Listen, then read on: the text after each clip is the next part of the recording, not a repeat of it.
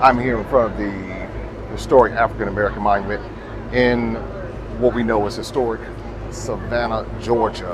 I'm getting ready to start the tour, the Underground Savannah tour with Sistah Patt, who hosted that wonderful luncheon earlier today. I got my red rice fix. Now I'm here to learn more of the history from this side of the Atlantic. As you have been able to see, or maybe you haven't seen, I encourage you to go back and look at some of my videos that chronicle the journeys in West Africa and the different slave dungeons. Well, this is where many were brought to: Savannah, Georgia, Charleston, South Carolina, and other ports on the coast of what we know as the United States.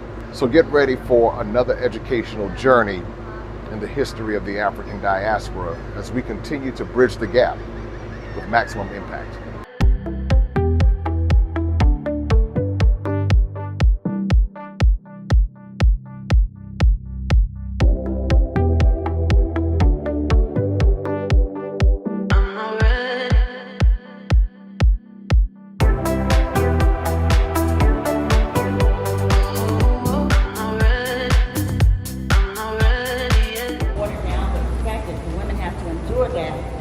Based on who we are and how we're made up, I just can't even comprehend the suffering that went on. I can't comprehend why there are shackles in that wall over there. So we need to do some testing, you know, so we'll find out what happened here. Now this is a truck, guys. This is a truck. A truck is in a slave dungeon most times. There's no bathroom. So that means you're being held here, and you would release your excrement and urine here, and it go into this drain. Every last one of these has a drain. So trust me, there's evidence all over the place. I can bring lots of people in here to do evidence. This concrete here has been here since the 40s, and it's covering the red brick. So I want you to know that since we've been in this pandemic, a lot of churches are still closed, and they don't have the ability to have the choirs come out. So every third Sunday, I have a group of my choir members from different churches to come in here, and we sing and light up the river, because I think it's boring on the river. It's so quiet. In New Orleans, they have like artists and playing. The river is beautiful, but there needs some seasoning down there. So if you don't mind, I'll give you an excerpt of how we sound in here and how we light up the river. And I want to do that, just a little excerpt to tell you some of the Underground River songs. Is that okay? You're welcome to record it, and I want you to know that this one particular song is dedicated to the men that made those rice dikes in plantations in Georgia and the Carolinas. I think that the masters of those plantations, God bless their heart, those guys are so happy they're just singing because they're happy. No, they are finding a way to sing for breathing purposes so they won't get a hernia as they lift those heavy things out of the river. And so this one is called a work camp song, and it's called Be So Glad When the Sun Goes Down, just a little excerpt. And I pay homage to all those men that made those rice dikes and had these big rubber boots on, having to worry about water moccasins and alligators and all of that, and singing these songs to clear the rice dikes so they can make this valuable rice work and make millions. So I will have my back turned slightly because I'm singing for the acoustics to bounce back. This is called I'm So Glad When the Sun Goes Down. I'll be so glad when the sun goes down. I'll be so glad when the sun goes down. When the sun goes down, I'll be so glad when the sun goes down. I'm gonna lie down when the sun goes down. When the sun goes down. When the sun goes down. I'm a Lord, kumbaya, kumbaya. I'm a Lord, kumbaya, kumbaya. I'm a Lord, kumbaya. Oh Lord, kumbaya.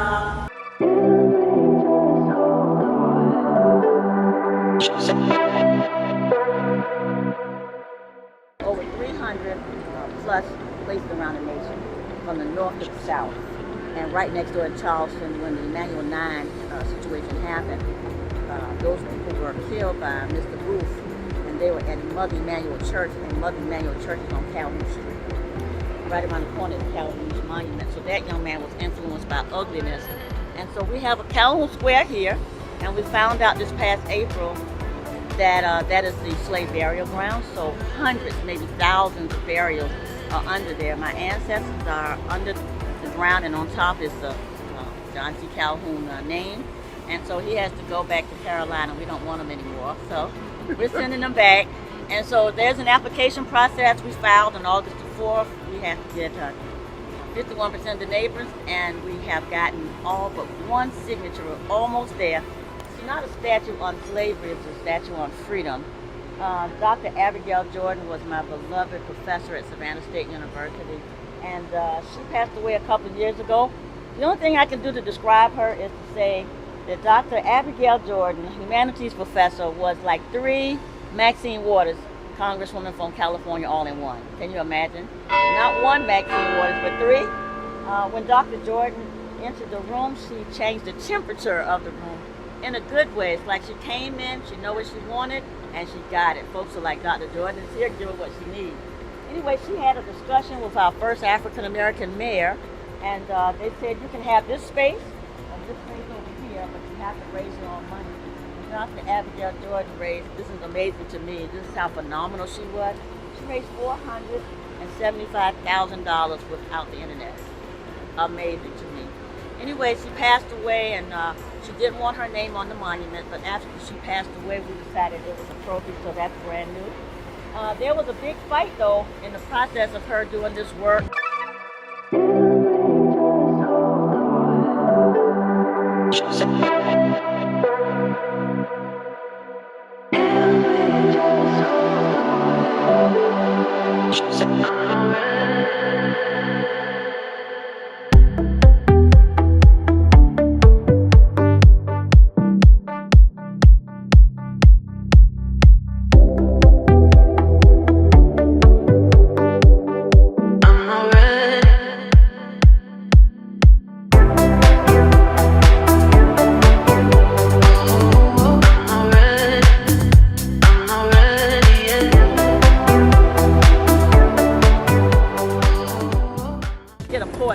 To rewrite a poem. Like, forget about it. Anyway, why don't you like it? He said, well, I don't like these words here, excrement and urine, about how they lay in the slave ship. And he said, quote unquote, it's too much truth. Too much truth. Anyway, 3 years later, they were back and forth, the women won, and here it is. Fast forward, the salt water is making it kind of dissolve, if you can see down here. So we're getting ready to darken it. And then just behind you, there's lots of floral and shrubbery here.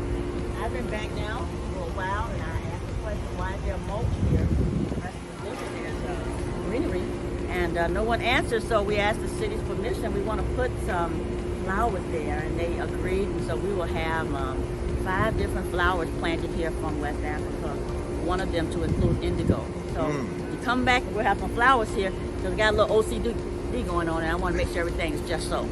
So just want to give you this background before we walk the river. Yeah, the river, and they called me once and said, you got to come read these letters. I read the letters. I said, what do you want to do? It's coming in the mailbox, so if people want to drop something in there, they can do that. I figured since they were saying yes so fast, let me just get everything in I needed, so that's what we did. Yeah. Anyway, let's go to the river, and I'll show you what's going on down here.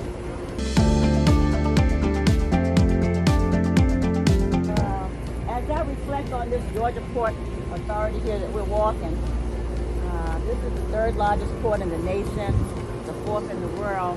I come down here about 5-6 times a week, and I reflect, because when I see these fancy cranes and equipment, I think about the fact that this river was dug by enslaved African men so that it could be 42 feet deep.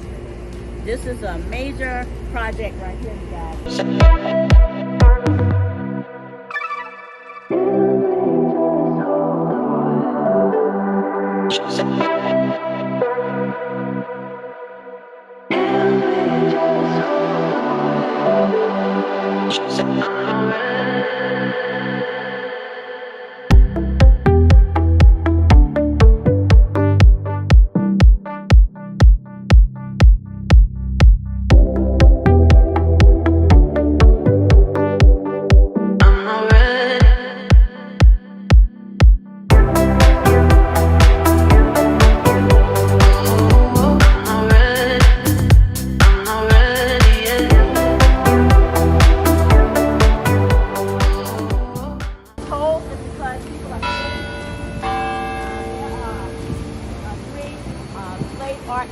companies that we know of so far, and they are taking these out.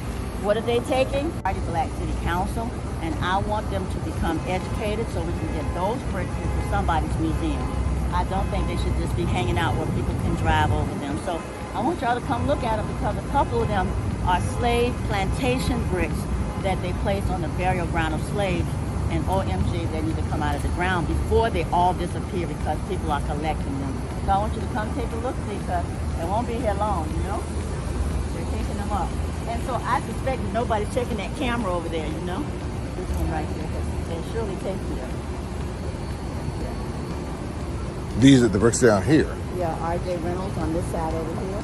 How are you? How are you? Okay, how are you? Have a good evening. Burning midnight all around here. I know. Late night. Yes, ma'am. This is Reynolds Block, which is RJ Reynolds, the Reynolds magnet from North Carolina, the tobacco guy. This one right here is the most valuable one that I'm so afraid it's going to be gone. This is a grave block, and these are used for slave burial. This says Graves Block. Can y'all make out the rest of what that says? Oh, watch out for the cars on this side. Something Alabama? Yes, Graves Block, Birmingham, Alabama. Oh. And usually it's a longer brick. This is like the leftovers. So here's the story. 1808, it's illegal to import slaves internationally at that point.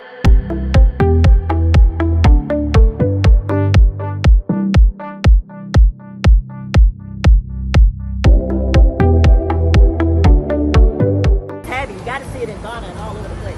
Crushed oyster shells, right here. Crushed oyster shells. Oh, yeah. Mixed with lime. Yes, that's what they built the dungeons That's with. right. That's it. Hello. So that's my Ashanti.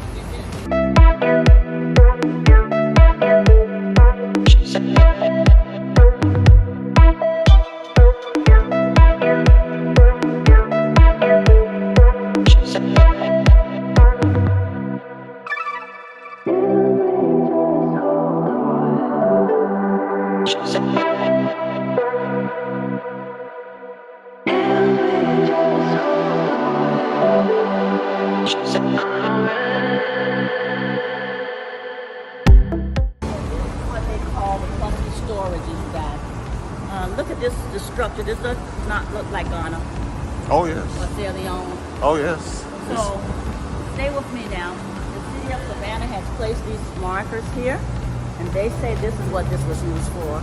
And every last one of these has a different description of what it was used for, according to the city. So they said this one was used to overlook the bluff. This one was a retaining wall.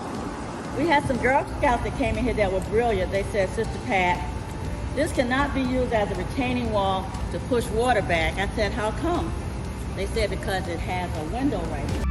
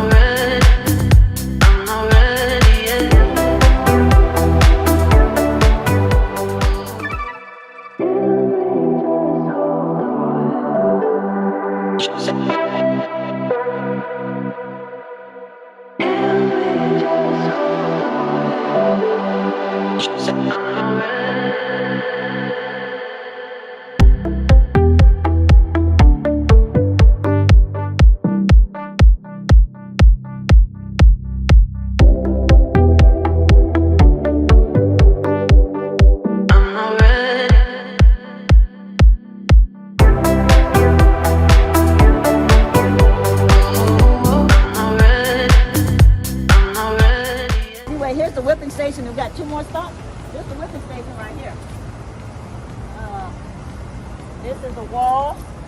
And yeah, so the first lady, that's it right there. So beginning, I'm kind of short, but let me just say from here, all the way down, starting over there are hooks everywhere. Yeah. Hooks, hooks, hooks. Now, in addition to the hooks, watch this. You see the battered brick down to the bottom, all the way down? Yes. These are the whips, y'all. These are the whips from the slave whipping station.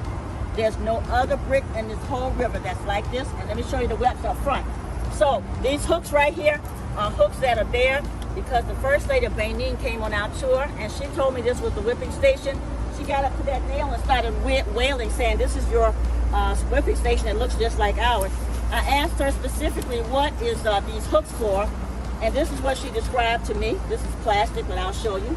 She said they would come down to their stations in Benin like this, and these hooks will connect to this because when they beat you, they do not want you to move. So these hooks are from that where the children are, and it will go all the way down to the green shrubbery, and then no more. It stops right there. No more battered bricks, no more hooks, no more walls. So this was an area. And if you stand all the way back, some have told me they look like stations where they were beating. So you will see where this might be one, it's a little darker. This might be one. You can look and see as you stand out from, you'll see some darkened areas and sections. But this is what you gotta see. You gotta come see these webs at the end. Here. You gotta come see here. You gotta come see here. You gotta come see. And everywhere down on the battered one.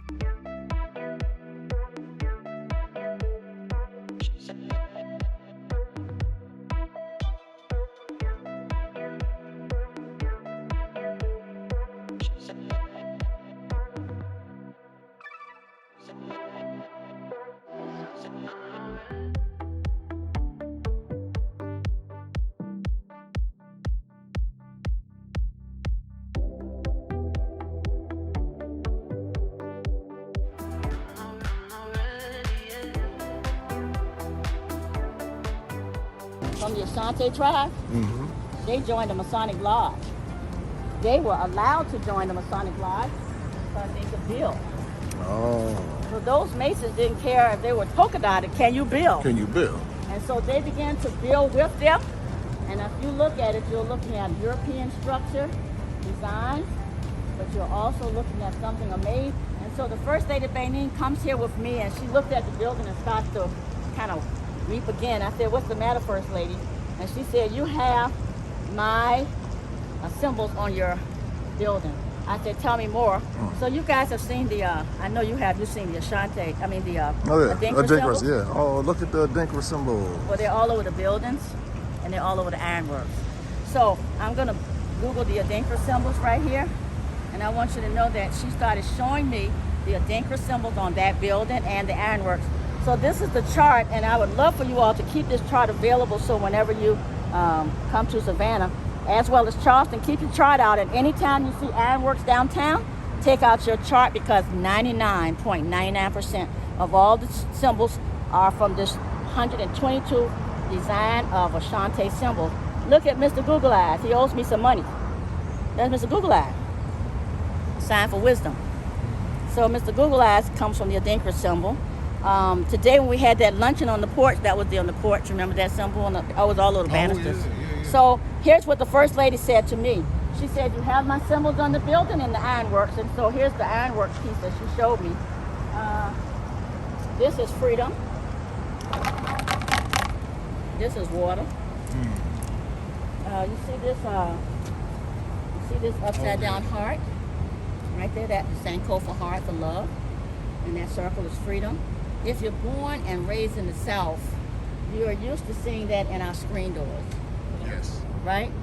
We did not know that was a Sankofa symbol or a Adinkra symbol. We just thought it was a screen door. So when my mama said you can't go outside and play till you get your homework done, I was mad with the screen door because I would see my friends out there playing and this symbol here. So I'm apologizing to the screen door now because I didn't know it was a Adinkra, you know? Anyway, let's look at the building. Savannah Cotton Exchange. I am born and raised here and had no idea what I was looking at. So she explained to me that in between every letter or close thereby is an Adinkra symbol. So as they're building with the instructions of the Solomon Lodge group, they're interweaving their symbols, thinking, well, maybe we should leave some messages here that we were here because maybe they knew the city was going to deny their existence. What do you think? Anyway, Savannah Cotton Exchange, to the left of the S, she says that is Ezekiel's wheel in the middle of the wheel. I said, wow, what do you mean? Ezekiel's in the Bible, so how did he get on a Dinka symbols chart? She said Ezekiel was one of the 3 sermons that the Christians were allowed to preach. They were only given so many sermons. So Ezekiel was one of the 3. So now, by the time I get to the H in Savannah, and I get to that second Ezekiel wheel, I said, maybe this is a coincidence. And then right next to that, before the C, she starts calling out the name of those 5 symbols, like she knew them by heart. And as she's calling them out, I'm looking at my chart, and I find all 5 of them on my chart. So then I become an Adinkra believer. So I wanted to just tell you that those are Adinkra symbols from the tribe, and they are just as sacred as ever, and they're all downtown. Now stay with me just for a moment. We'll go to the last stop. You see the second wheel next to the H? You see that column that goes down? That column right there that goes down, stay with me. So that's the second Adinkra symbol. You see the little one there? Looks like a little lion's head in there, a little circle one. That column. That's the H right here, right? Yeah, the H, and then the Adinkra. The circle. The Yes. Ezekiel's wheel, and that column right there. Yes. Okay, looks like a little lion's head. You see that? Yes. Little thing on my chart. Coming out of that looks like a dragonfly energy. It's on my chart. And then they skip over the lattice, and then right there where it has those 7 across of those 4 columns, she starts wailing again. I asked her why, and she tells me that is her funeral mark. She said that's what they place on their doors when someone passes away. And I say to her, in Savannah, I don't know about the Carolinas, but we have a funeral wreath when someone passes. You can identify it. It's not a traditional wreath. It's a wreath that is like someone who passed here. So just amazing in terms of, the coincidences. And so all throughout this building, we have found about 18 different Adinkra symbols on the building. This building has a chain on it now. It is totally closed. So sad. There's a coffee shop down here, but these are 3. The Solomon's Lodge has numbers that they say are between the ages of like 60 and 85 years old. They closed it a few years ago, I think about 2018. And so you notice they told me that when a building is not occupied, it starts to sink and sag, because there's no life form in it. And if you look at this building, it looks like it's sagging inward, kind of, right Yes. there. And look where it says Freemasons Hall. You'll see the windows kind of going out of shape there. Yes. The holes are here. So it's a beautiful building that's just locked now. I talked to one of the Solomon Mason. I said, why don't you all sell this private building to the city? They said, never. I said, well, I don't receive never, because never means you're going to live forever. So maybe you should sell it. If they were to sell this building, I would love to have this become a gallery or a museum. I would love to see artist studios. I would love to see a Gullah Geese cafe. Right. Some of the red rice. All the cafe and umbrellas and what? Music down here. We need some music, some drumming or something kind of bring the season in, So just want to tell you that we'll hold out hope that somebody will get it one day. But right now, it's closed. Every 3 months, they have a meeting for 2 hours and close it back up. They have a membership meeting and they just close it up. What is that symbol at the very top? That person who We is? don't know. We Okay. don't know. I would love to know. I just know it's a European symbol. I do know that the columns below that, to the left and the right, those little things that look like little Afro picks in there. That's on the Adinkra chart. Yes, that is. You've seen that many times. I have seen it. So they Yes. left their mark there. They left their mark. I'll show you one more thing and we'll go to the last stop. It's this wall, just around this corner. I want you all to see this because this is the architectural differences within those 2 tribes. Does that wall look familiar?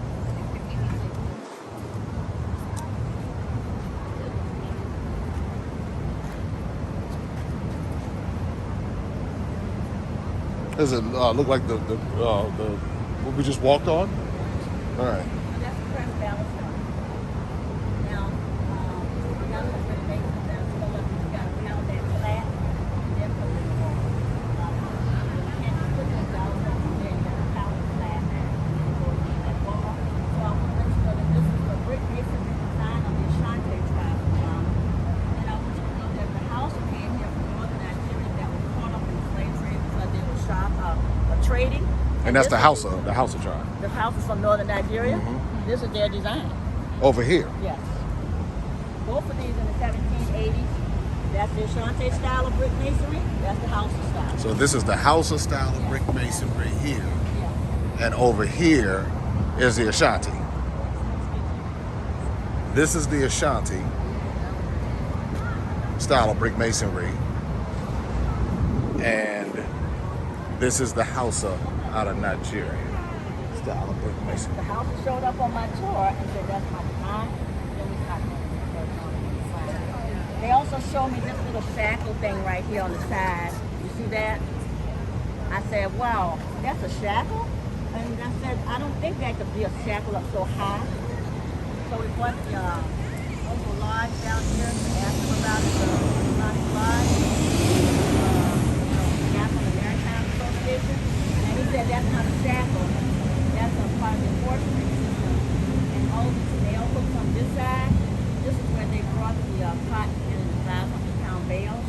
And we would take that and put it up there and wait for the ship to come in, cover it up, and that was because down there below that shoulder is where they actually loaded it onto the ship. So we're looking right now from this angle, we're looking at 3 levels. We're looking at this level, one there, and then the other level is where they kept the blades when they walked in. This is something here.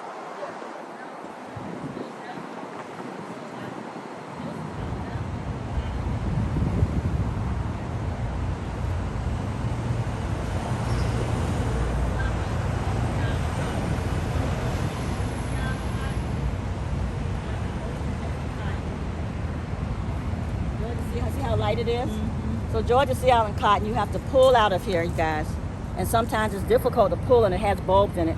So these are ounces. Georgia Sea Island cotton was the most expensive cotton in the world. And it was picked by cotton slave people from Georgia and South Carolina, but mostly Georgia for Georgia Sea Island cotton. Carolina was mostly the Carolina gold rice. I want you to know there's 2 steps. If you're a man, you had to pick 200 pounds of this per day. If you're a woman, you had to pick 100 pounds. And if you're a child, you had to pick 20 pounds. If you look at some of the movies there, like Underground, the TV series, we had a discussion about should a child be shown in that movie picking cotton. The producer said no, we said yes, and we won. So if you look at Underground season 2, you want the truth. I want the truth. I want the babies to know. I don't want to, traumatize, but I need people to know that if you didn't make your quota for the day, you got a lashing, even a child. And we showed that in Underground, the TV series. The child being lashed, and the people who helped them. One time the child couldn't make the quota, so the relatives around would always put it in his bag, and they got caught. They was going to beat the child, but the relatives took the beating for them. So just want to let you know that Georgia Sea Island cotton.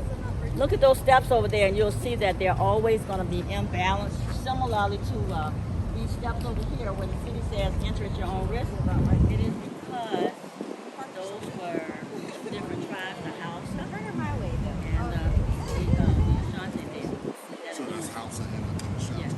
Yeah. So that's class 2. Yeah. And you should capture them while you're here. Because there's a new generation. They have a right to take pictures any way they want to. But they don't know this history because this is not a romantic place to take a picture. I see what you're saying. I had some young women last year who were high school students that we missed the whole prom, They came with their photographer, and I was just talking to a group, and they heard me, and they rerouted their photographer and said, this is not a place, we don't want to It's take kind it. of like doing weddings at plantation, like Charleston, like Boone Hall plantation. Yeah. You're like, Or somebody, when they were selling me my house at Tybee, wanted me to live in a subdivision that was fabulous, but it was named something plantation, and I said, I will never. If you gave it to me, I will not. So this is an education piece. But this is the work that we have to do because they don't know that that is not a charming picture in front of the cotton exchange because of all the suffering. And so I think this is an amazing picture because the baby is here and they're looking and one on the way. I have to capture that. I'm not watching them. I think it intensifies the work ahead because you got to educate them. Now, at the top, that looks like something different happened at the top on each one of these sides here. Which one? Like on the left, yeah. That you see, that looks like a like clay like or something. like On the top, like the very top column. It looks like it's like clay Oh, on the both sides. Yeah, on both sides, over here. Right. It looks like something that would be a design from like a hut or something. Right, exactly. Like, you know, every time you see, he tells me that every time I come, I find something. You know, I never thought about that. That looks like intentional roughness. Right, that caught my attention too. And guess what? And the ridge is right next to it, below that. Yeah. You know? Yeah, that has a meaning to it. Because you just don't leave that. Everything else is smooth, is pristine. Take a picture of that. Yeah, it just kind of looked. I said, well, why would they leave that in that particular? Coming down where it says 1886, to the left and the right of that, that's unique too. Coming down That is not your fault. What do you think? to the. I'd just like to find out what all. Wonder what that is up top there. That looks like a sphinx. Yeah.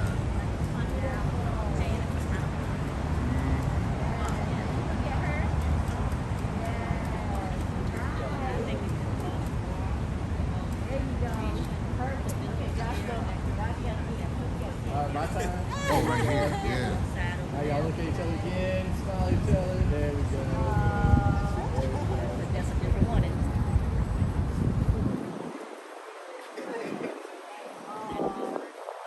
found 18 of them something on there. When they opened the building, it's so many of them something. They have a 1733. When they used to let us go in there, they closed in 2018. They have a 1733 Bible originally opened up and just hanging on the counter.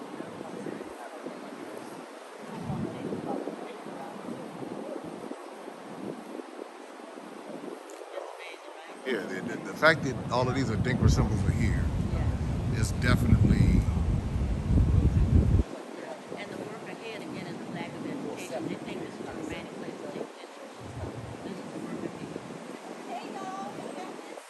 We used to have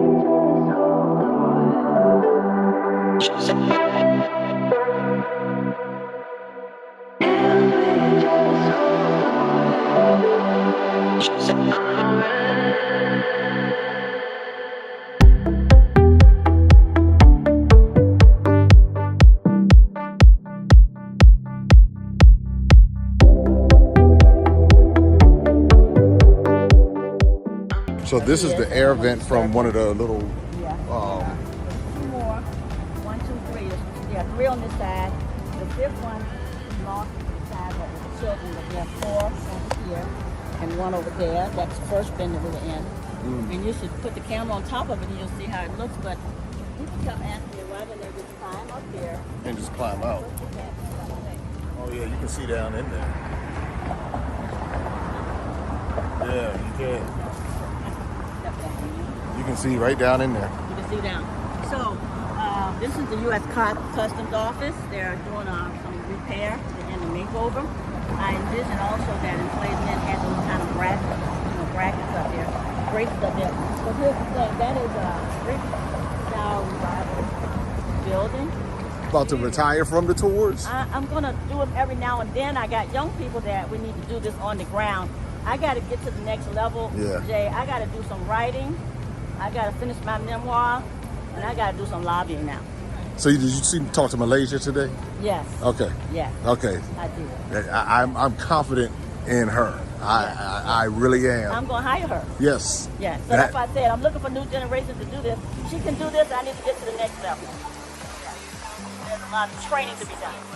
Yeah, that's kind of what's happening now. It's like I'm chronicling my journey and going back and forth. I'll be in Ghana and Nigeria. Nigeria invited me to come. I'll be back in Sierra Leone. I'm a dual citizen in Sierra Leone now. And so when I come back here, it's like connecting the dots so people can see, oh, this is what happened here. This is what. And all of a sudden it's like this new audience is coming on board because they're like, they never even thought about it. Yes. Oh, yes. Yeah. I want to go on one of his trips. Oh, yeah. Oh, over to God. Oh, yeah. Oh, yeah. That's moving pretty fast there. Oh, yeah. Yeah, I'll give you all my information. Yeah, because we go to Ghana. We do Benin and Togo, but because of COVID, we're just focusing on Ghana. Ghana's more safe. Well, once you start having to cross the borders, Yeah. now you're taking multiple tests. You're dealing. It's Too much. But there's so much in Ghana that there's so much in Before you Ghana. cross the street, I gotta ask you to take a picture of this because this is what I want to ask you guys. So these two right here are just collectibles here from 1819, 1919, 100 years, and this is a commemorating of the Savannah steamship. The steamship was a cotton steamship, and they're actually acknowledging and kind of like celebrating the journey.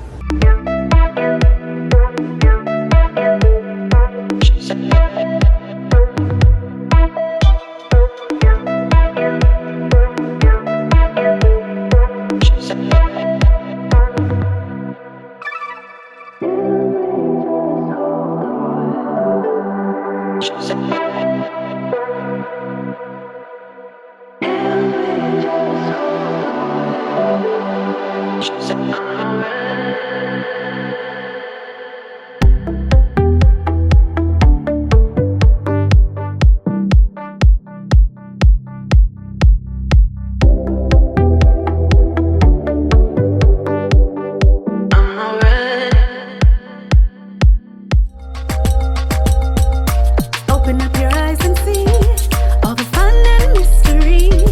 Take an African adventure with Darren and Destiny. From the mountains to the shore, so many things to explore. Take an African adventure with Darren and Destiny. The Adventures of Darren and Destiny. And Darren and Destiny are twin brother and sister. And you go on their adventures throughout the African diaspora, meaning so African diaspora destinations, primarily focused in Africa, but we go to South America, we're going to go to the Caribbean. Their first book is going to take you to Ghana. And then we're going to go on a safari. And from there, we're going to go to Ethiopia. And then we go to Salvador, Brazil. And what the goal is to be able to inspire curiosity in the continent of Africa, in our children from a very young age, and to really tell a more accurate story. Most of our children are exposed to negative images, late night infomercials about how bad things are, everybody's sick, everybody's poor, everyone's uneducated, but that's simply not true. So what Darren and Destiny and their family do is they go to different African destinations. They are learning about these different places. You're beginning to see positive images, but still telling the truth. I mean, that's the important thing, to tell the truth about some of the things that have occurred. But it's all done on our children's level so they begin to understand it. And it begins to pique their curiosity. They begin to learn more. And hopefully one day they will want to explore and visit the continent of Africa and its many countries. There's just so much that Darren and Destiny are able to do, and as they're doing it, it's like they begin to open the minds of a new generation, and they don't get bombarded and indoctrinated with negativity. They're actually able to see positivity and inspiring images and messages about the African diaspora, as well as those who are still indigenous to the continent of Africa, and they begin to learn more and just see things differently. So I'm excited about introducing the Adventures of Darren and Destiny.